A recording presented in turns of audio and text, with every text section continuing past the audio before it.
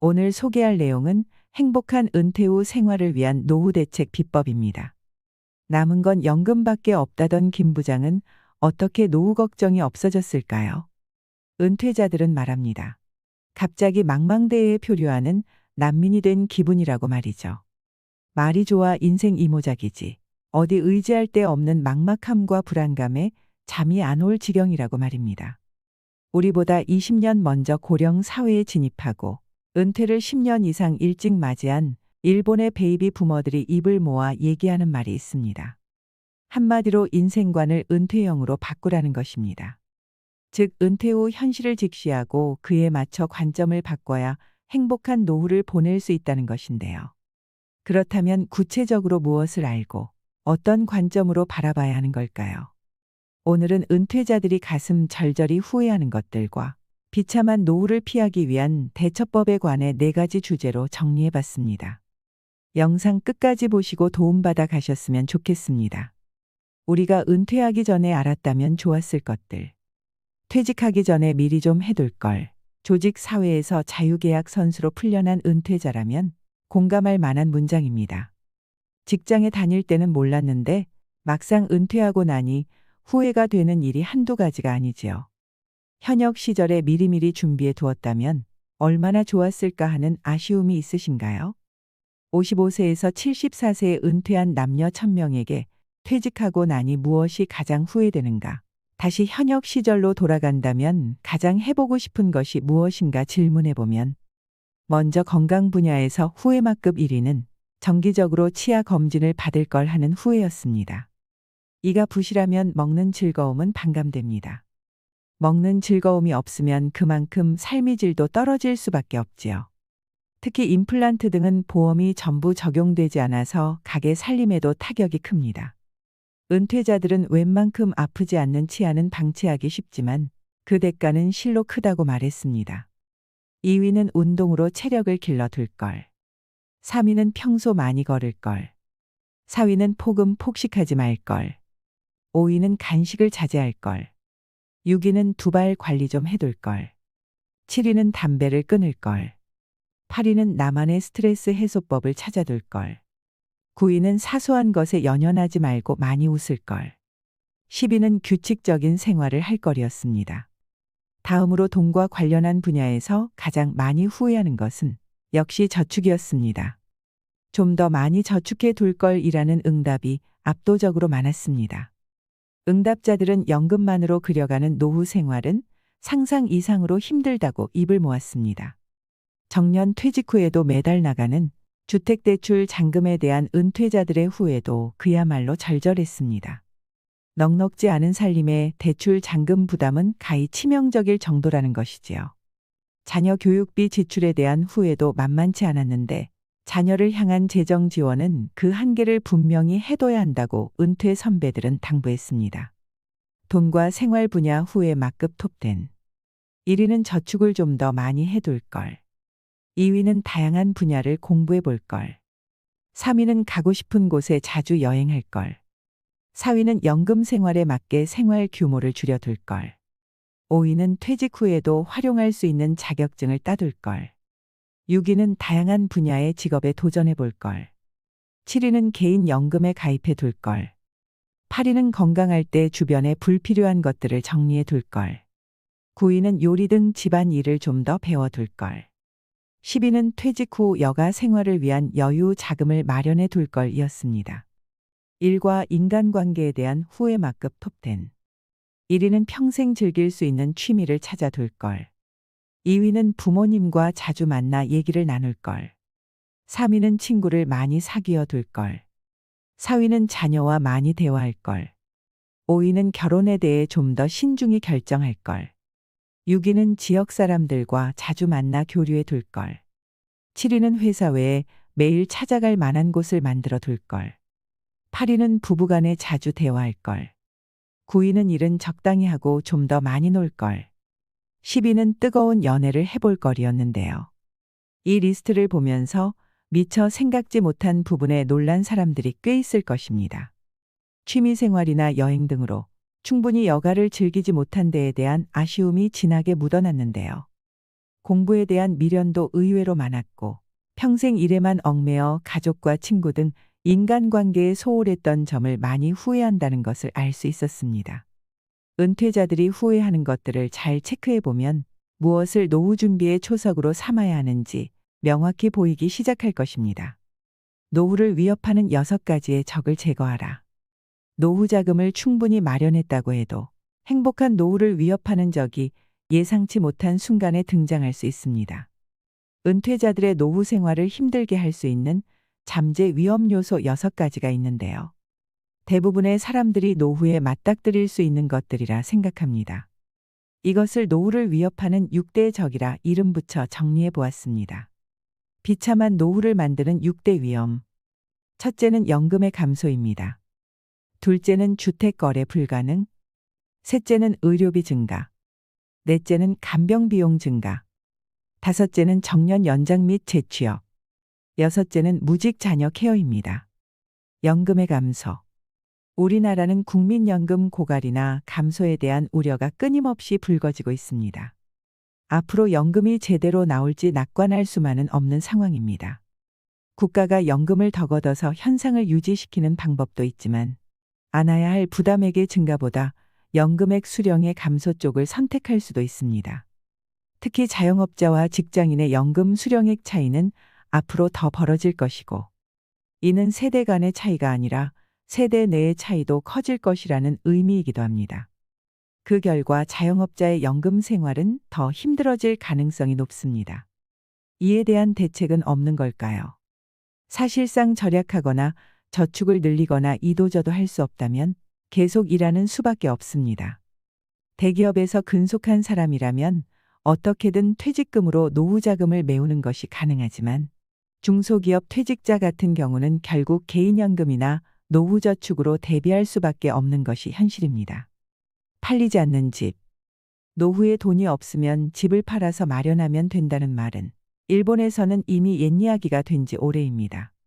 우리나라도 일본처럼 가게 될 것이라는 전문가들의 이야기가 많은데요. 요즘 노인대국 일본에서 골머리를 썩이는 문제 가운데 하나가 늘어나는 빈집입니다. 일본 전체 가구 수에서 빈집이 차지하는 비율이 전국 평균 13%를 넘어섰습니다. 대략 780만 채가 사람이 살지 않는 폐가라는 것입니다. 물론 빈집이 도시보다 농촌에 몰려 있긴 하지만 도쿄 도심의 빈집 문제도 그냥 지나칠 수 없는 상황까지 와버렸습니다. 현재 일본 정부는 빈집 관리나 해체를 하는 기관에 지원금까지 주며 문제 해결을 위해 애쓰고 있는 실정입니다. 빈집 문제는 일본에서 부동산이 노후 자금으로 대체되는 시절이 끝났음을 방증합니다. 이런 상황에서 주택의 자산 가치는 계속해서 하락할 수밖에 없다고 부동산 전문가들은 확신하고 있습니다. 초고령화 사회 진입을 목전에 둔 한국 사회의 부동산 전망도 긴 안목에서 따져봐야 합니다. 증가하는 간병 비용. 요즘에 괜찮은 노인 요양시설을 이용하려면 꽤 비싼 비용을 지불해야 합니다. 은퇴 부자나 거액의 연금 수급자가 아니면 입주하기 어렵습니다. 지방자치단체 등이 운영하는 공적 요양시설도 만만치 않은 실정이기 때문에 우리는 결국 간병 문제 해결을 병원이나 시설 간병에서 재택 간병 쪽으로 가게 될 확률이 높습니다. 재택 간병도 혼자서 거동이 가능한 경우 비용이 감당될 수준일 수 있지만 자력으로 배변이 안 되면 요금이 크게 올라갈 수 있지요. 이를 두고 전문가들은 간병 비용이라는 강적을 퇴치하기에 최후의 존엄, 즉 자력 배변을 지킬 수 있는 신체 유지가 가장 중요하다고 강조합니다. 늘어나는 의료비 부담. 우리나라도 일본처럼 고령자의 의료보험 자가 부담 비율이 점차 올라갈 확률이 높습니다. 그만큼 고령자에게 의료비 부담이 늘어나는 것입니다. 그러나 전문가들은 우리나라의 의료 재정이 아무리 어려워도 일반인에게 개인 부담을 과도하게 떠안길 수는 없을 것이라고 전망합니다. 그 대신 부담 증가분의 상당 부분이 고액 소득자나 자산가를 대상으로 세금이 부과될 가능성이 높다는 것이 이들의 분석입니다. 따라서 일반인이 의료비 증가에 대비한다며 의료 관련 보험을 추가로 드는 것은 권장하지 않습니다. 차라리 그 돈은 저축해두고 노후 의료비에 대비하는 것이 현명하다는 말입니다. 우리나라의 국민건강보험의 경우 세계적인 수준이므로 민간 의료보험을 추가적으로 과도하게 든 건 아닌지 체크해 볼 필요가 있습니다. 정년 연장과 재취업의 어려움. 우리나라의 정년 연장과 재취업의 문은 갈수록 좁아질 전망입니다. 이유는 지원자가 계속해서 늘어나고 있기 때문입니다. 정년 후 재고용이 늘어나고 있다고는 하지만 재고용 시장도 그리 낙관적이지 않습니다. 처우도 냉혹한 것이 현실입니다. 푸대접받는 재고용 사원들은 전문성이 부족하거나 현역 시절 자신의 업무 능력을 개발하기보다 사내의 파벌과 인적 네트워크에 역량을 쏟아부었던 경우가 많습니다. 이에 반해 전문성을 가진 능력 있는 고령 사원은 비교적 높은 대접을 받을 수 있다고 하는데요. 따라서 전문가들은 퇴직 전에 자신의 능력을 객관적으로 평가해보고 현역 시절 자신의 업무에 전문성을 더 높이는 노력이 필요하다고 말합니다. 또 재취업을 하고자 할 때는 본인이 하고 싶은 것보다 할 수 있는 것에 초점을 맞추는 게 현명합니다. 무직 자녀의 등장. 우리나라에서 부모에게 기대는 나이 든 무직 자녀들이 많이 생기고 있습니다. 캥거루족이라고 하는데요. 자녀가 노후의 새로운 위험 요소로 주목받고 있습니다. 일을 하지 않고 취업에 대한 의지도 없는 청년 무직자가 증가하고 있습니다. 아르바이트로 생계를 이어가는 젊은 사람들도 많지요. 노후에 우리는 무직 자녀 리스크를 낮추어야 합니다. 또한 무직 자녀를 둔 은퇴 예비군들은 자녀와의 생존 계획을 세워야 합니다. 나이든 무직 자녀들을 둔 은퇴 부모들의 노후 설계는 대대적인 수정이 필요하다는 이야기입니다. 20여 년간 교육비를 들여 성장시켰음에도 불구하고 그 자녀가 장년이 될 때까지 계속 뒷바라지해야 하는 씁쓸한 현실이 너무도 안타깝습니다. 혼자 사는 힘이 삶의 질을 좌우한다.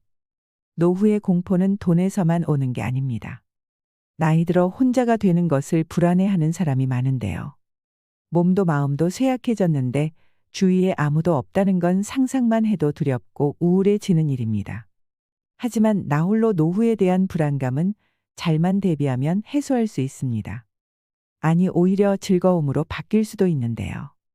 나홀로 노후의 불안을 해소하는 방법을 돈과 인간관계와 건강과 주거 4가지로 나누어 정리해 보았습니다. 돈, 수입원과 노후자금 확보가 열쇠입니다. 혼자가 되어도 노후의 연금 수입 하나에만 의지하며 살 수는 없습니다. 최대한 오래 일할 수 있는 방편을 마련하거나 은퇴 후에도 계속해서 수입이 생기는 구조를 만들어야 합니다. 동시에 퇴직 전부터 쓸데없는 지출을 줄이고 가계부를 슬림화하는 것도 그에 못지않게 중요합니다. 그러기 위해서는 첫째, 혼자 사는데 필요한 자금을 산출해야 합니다. 은퇴 후부터 연금이 지급되기 시작하는 시기까지와 그 이후에 필요한 생활자금을 미리 계산해 보는 것이 중요합니다. 그 후 해당 자금을 마련하려면 지금부터 매달 얼마씩 저축해야 하는지 역산해 보세요. 막연히 불안해할 것이 아니라 산출 결과를 보며 고민해야 해결책도 떠오릅니다. 그리고 장기간 수입을 확보할 수 있는 능력을 갖추어야 합니다. 우리나라는 앞으로 연금 지급 연령이 더 늦춰질 수도 있습니다. 따라서 안정된 나홀로 노후를 보내기 위해 가능한 한 오래 일할 수 있는 체제를 갖춰 놓을 필요가 있습니다. 돈이 되는 자격증을 따놓거나 현재 갖고 있는 기술과 전문성을 업그레이드하세요. 또한 집에서 홀로 시간을 즐기는 법을 찾아야 합니다. 집에서 혼자 무엇을 해야 즐거운지 아는 것은 노후의 중요한 자산입니다. 소소하거나 남이 보기에 조금 유치한 취미생활이라 하더라도 노후에는 남의 눈을 의식할 필요가 없습니다. 혼자서 마음껏 즐길 수 있는 데다 돈이 많이 들지 않는 취미생활이라면 생활비 절약 효과까지 있습니다. 즐거운 취미생활은 노후를 훨씬 윤택하게 만들어줄 것입니다. 인간관계. 먼 친구보다 가까운 이웃이 더 중요할 수 있습니다. 긴급 상황에 기민하게 대응한다는 것은 성공적인 노후의 핵심 요소입니다. 일상에서 일어나는 사고나 건강상의 위급한 상황에서 당장 도움이 되는 사람은 나와 가까운 곳에 살고 있는 이웃일 가능성이 높습니다. 평소 집 주변에 사는 사람들과 잘 사귀어 두면 곤란할 때 기묘한 도움을 받을 수 있습니다. 그런 이유에서 이웃에게 반드시 먼저 인사하는 것이 좋습니다. 요즘에 우리는 이웃 주민과 인사를 주고받지 않는 경우가 많습니다. 하지만 상대가 먼저 밝게 인사를 건네는데 그것을 무시하거나 불쾌해할 사람은 없습니다. 가볍게 주고받는 인사가 이웃들과 거리를 좁히는 계기가 되어줍니다. 지역 행사에 적극 참여하는 것도 좋습니다. 어느 날 갑자기 지역 주민 활동을 하는 것은 상당한 용기가 필요한 일이지만 용기를 내어 뛰어들어 보세요. 그것이 당신의 인적 네트워크를 넓혀줄 것입니다. 건강. 장기 입원 환자 신세만은 피해야 합니다. 노후의 가장 큰 적은 질병입니다. 가능한 병원이 아닌 집에서 오래오래 생활할 수 있도록 건강에 세심한 주의를 기울여야 합니다. 장기로 입원하게 되면 수입이 끊기고 의료비 부담이 더 커질 수도 있습니다. 평소 건강한 생활 습관을 유지하면서 장기로 입원하는 상황이 발생하지 않도록 미연에 방지하는 것이 현명합니다. 그러기 위해서는 일할 수 있는 건강한 몸을 만들어야 합니다. 건강은 노후 생활의 중요한 자산입니다. 올바른 식생활과 꾸준히 운동하는 습관을 갖도록 노력하세요. 늘 몸에 좋은 것만 먹을 수는 없지만 담배나 술과 같이 건강을 해치는 것을 피할 수는 있습니다. 걷기나 헬스 등 꾸준히 할 수 있는 운동을 찾아보세요. 건강한 생활 습관을 들이는 것이 중요합니다. 주거. 노후의 임차 생활자의 가장 큰 걱정거리는 주거지 확보입니다. 하지만 최근 무주택 고령자를 위한 공용주택이나 독거 노인의 거주를 돕는 주택이 늘어나는 추세입니다. 무주택 고령자 거주용 주택은 앞으로 계속해서 확대될 것입니다. 집을 소유해야 한다며 너무 조바심을 낼 필요는 없다는 이야기입니다. 노후에는 라이프 스타일에 맞춰서 주거지를 바꿔보는 것도 좋습니다. 집을 구할 때 무리해서라도 지하철역 주변처럼 교통 편의성이 좋은 곳을 선택하는 경우가 많습니다. 하지만 퇴직 후 직장까지 통근할 필요가 없게 되면 그 외 지역으로 거주지를 옮기는 것도 좋은 선택입니다. 퇴직 직후에 할 수 있는 일이나 내 생활에 맞춰 주거 계획을 미리 세워둘 필요가 있습니다. 60대에 반드시 이것을 해야 후회하지 않는다. 은퇴 후 새로운 인생이 시작되는 60대. 인생 2막을 앞둔 사람들은 어떤 자세가 필요할까요? 60대는 기존에 살아온 방식에서 벗어나 자신만의 삶의 방식을 정립하고 생물학적인 노화를 받아들여야 하는 그야말로 대격변의 시기입니다. 이 시기를 어떤 마음가짐으로 임하느냐가 행복한 노후를 결정짓는 것이나 다름없습니다. 이것을 이정표로 삼아서 노후 대비를 하는 건 어떨까 하는데요. 60대에 꼭 해두어야 할 일 10가지를 소개해 드리겠습니다. 첫째로 20대에 하고 싶었던 것을 실천에 옮기세요. 60대가 되면 지금까지의 인생을 한번 되돌아보는 기회를 가질 필요가 있습니다. 그 중에서도 젊었을 때 품었던 꿈을 다시 되새겨 보는 것이 중요합니다. 그 꿈이 인생 2막을 풍요롭게 하는 원천이 될 수 있기 때문입니다. 이제 와서 뭘 다시 할 수 있겠어라고 생각하는 사람과 이번에야말로 하고 싶었던 것을 시작해 보자라고 생각하는 사람의 인생은 다를 수밖에 없습니다. 둘째로 친구 관계를 재정립하세요. 은퇴 직후에는 지금까지의 친구 관계를 재정립하는 것도 중요합니다. 60대 이후의 삶에 친구는 중요한 요소입니다. 그동안 연락 불통이었던 친구가 있다면 용기를 내서 먼저 손을 내밀어 보세요. 50대까지는 동창회 자리에서도 경쟁의식이 발동하지만 환갑이 지나면 친구 사이에 또 다른 역학관계가 만들어진다고 합니다. 같은 시대를 함께 싸우며 살아낸 전우의 느낌이랄까요. 그런 친구들과 시간을 같이 보냄으로써 그간 잊고 살았던 소중한 추억을 이끌어낼 수 있습니다. 그러한 시간을 즐기기 위해서는 친구를 만드는 데도 노력을 기울여야 합니다. 그럴 필요가 있을까 하지 말고 일단 먼저 다가가 보세요. 여기서 한 가지 이해할 점은 친구를 만들 때 처음부터 연령에 제한을 두지 말라는 것입니다. 젊은 친구의 감성이나 지식을 접하는 것만으로도 늙지 않는 뇌를 가질 수 있고 당신의 감성과 지식이 연마되어 갈 수 있습니다. 셋째로 이 정도면 됐지 않은 생각을 떨쳐내세요. 이 정도면 됐지 더 뭘 하겠냐 하는 생각도 버려야 합니다. 인생에는 밀물과 썰물이 있기 마련입니다. 하지만 그렇다고 60대가 벌써 썰물 때라는 이야기는 아닙니다. 사회에서 얼마든지 자기 역할을 할 수 있습니다. 과거에는 하고 싶은 것이 있어도 가족을 위해 혹은 시간이나 돈의 제약 때문에 스스로 포기하곤 했었다면 자유로운 몸이 된 은퇴 후에는 얘기가 다릅니다. 조금 무리를 해서라도 뭔가에 도전해 보세요. 새로운 역할을 찾는 것을 넘어서서 인생 자체가 변할지도 모릅니다. 넷째로 배우자와의 관계를 다시 생각해 보세요. 지금까지 결혼 생활을 되돌아보면서 이 사람과 함께 무덤까지 갈 수 있는지 진지하게 한번 생각해 보시길 바랍니다. 60대가 이혼을 택할 수 있는 마지막 시기라는 말이 있습니다. 앞으로 남은 인생을 누구와 함께 걸을 것인가 떠올려 보세요. 결혼의 의미를 다시 생각하면서 배우자와 앞으로의 관계에 대해 진지하게 대화하는 기회를 가져볼 필요가 있습니다. 다섯째로 과거에 얽매이지 마세요. 행복한 노후를 바란다면 과거에 사로잡혀서는 안 됩니다. 특히 은퇴 후에도 여전히 과거에 일했던 회사의 명함을 들고 다니는 사람들이 있는데 이것은 결코 바람직하지 않은 행동입니다.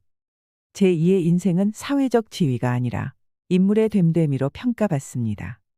60대를 기점으로 자신의 인간성을 가다듬는 노력을 해보시길 바랍니다. 여섯째로 돈 때문에 너무 고민하지 마세요. 60대가 가장 고민하는 것 중 하나는 정기적인 수입이 없어지는 것입니다. 연금만이 유일한 수입원일 경우에는 당연히 돈 걱정이 많을 수밖에 없습니다. 그러나 이처럼 돈 걱정을 하기 시작하면 마음의 평정도 잃게 됩니다. 그런데 돈이 없으면 정말 삶이 힘들어질까요? 그건 또 한번 생각해 볼 문제입니다. 돈이 없어도 기관을 비롯한 주변의 도움을 받아가며 살 수도 있습니다. 돈에 대한 생각을 조금만 바꿔도 돈 걱정이 꼬리에 꼬리를 무는 돈의 저주에서 풀려날 수 있습니다. 한 발 더 나아가 은퇴 후에도 새로운 돈의 흐름을 창출하는 것도 가능합니다. 자신이 잘하는 것으로 다른 사람을 즐겁게 해주는 것이 돈이 될 수도 있습니다. 이런 것이 무슨 돈이 되겠어라는 생각은 버리시길 바랍니다. 당신이 일하며 살아온 인생의 역사가 있기 때문입니다. 육아 기술, 전문 지식, 생활 경험, 외국어 능력 등 은퇴자들의 역량은 생각보다 매우 훌륭합니다. 그것을 어떻게 돈으로 전환시킬 수 있을지 생각해보는 적극적인 사고방식이 필요합니다. 일곱째로 나만의 취미를 가져야 합니다. 취미를 갖는 것도 행복한 노후를 영위하는 데 중요한 부분입니다. 이제까지 남들 눈치 때문에 하지 못했던 취미가 있다면 그걸 이제 해보는 것입니다. 재밌는 것을 찾아서 적극적으로 일을 벌여보세요. 그 일이 어떤 것이든 당신의 인생을 분명 두근거리게 해줄 것입니다. 이때 명심할 점은 일반적이고 보편적인 상식에 얽매이지 말고 창피하더라도 일단 시도해보는 것입니다. 여덟째로 젊은 친구를 사귀어 보세요. 젊은 친구를 사귀기 위해서는 우선 스타일부터 바꿀 필요가 있습니다. 과감하게 20대, 30대 젊은이들의 감각을 배우고 경험해 보는 것도 나쁘지 않습니다. 또 자신은 젊은이들과 수다를 떨 수 있는 사람인지 그렇지 못한 사람인지 자문해 보는 것도 필요합니다. 젊은 사람들이 기피하는 노인들은 내 말이 항상 맞다고 자신의 경험을 들이대며 주장하는 고집스러운 부류입니다. 전 세계 국가를 불문하고 공통적으로 가진 특징입니다. 옛날에는 이렇게 했다, 예전이 좋았다는 등 과거 지향적인 화제보다 이거 참 재미있을 것 같다는 식의 호기심 어린 태도로 젊은이들과도 공감하고 교류할 수 있는 적극적인 자세가 필요합니다. 아홉째로 부모님이 돌아가셨을 때 나이를 세지 마세요. 60대가 되면 자신의 부모가 몇 세 때 돌아가셨는지 떠올려 보는 사람이 많다고 합니다. 사람의 수명은 모두 제각각입니다. 나의 부모가 60대일 때와 내가 60대인 지금은 분명 많이 다릅니다. 심지어 부모님이 돌아가신 나이가 되면 본인 또한 이제 언제 죽어도 여한이 없다고 말하는 사람들이 있는데 언제나 오늘이 새 인생을 시작하는 날이라는 마음으로 사는 것이 필요합니다. 열째로 여행에 적극 나서야 합니다. 일상을 벗어나 멀리 여행을 떠나는 것은 우리가 그려보는 행복한 노후에 자주 등장하는 요소입니다. 매일 반복되는 단순한 일상을 보내다 보면 머리가 둔해집니다. 과학적으로 자극적인 순간을 자주 경험하는 것이 반복되는 인생을 흥미롭게 해줍니다. 집에서 보내는 하루와 타지에서 보내는 하루가 전혀 다르다는 것은 굳이 말하지 않아도 다들 잘 알 것입니다. 여행을 같이 할 사람이 꼭 필요한 것은 아닙니다. 혼자서 하는 여행도 추천할 만합니다. 냉정하게 봤을 때 60대는 건강상으로나 자금상으로나 인생을 살면서 모험을 할 수 있는 마지막 시기일지도 모른다는 것을 기억하시길 바랍니다. 이상으로 시니어를 위한 모든 것, 시니어 연구소였습니다.